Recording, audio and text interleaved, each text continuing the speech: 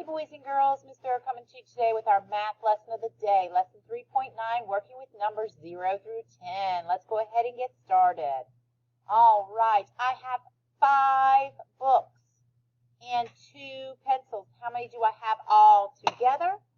Let's count it up. 1, 2, 3, 4, 5. Get that number stuck in my head. Count on. 6, 7. I have 7 math tools all together. Quick look at our tens frame. How many dots do you see? Hold up those number of fingers. That's right, I see 5. Again, a quick dash with our tens frame. How many dots do you see? That's right, 8. 4 right here, 4 right here. Great job, you guys. Ooh, take a look at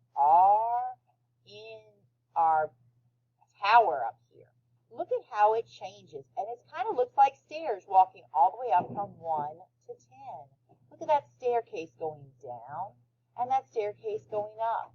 So if I took a look at my blue number 2 and my blue number 8, yes, they're both blue, but I can see the number 2 is much shorter than the number 8. I sure hope we have a good time working with our numbers 1 to 10 today. We'll talk to you later. Bye.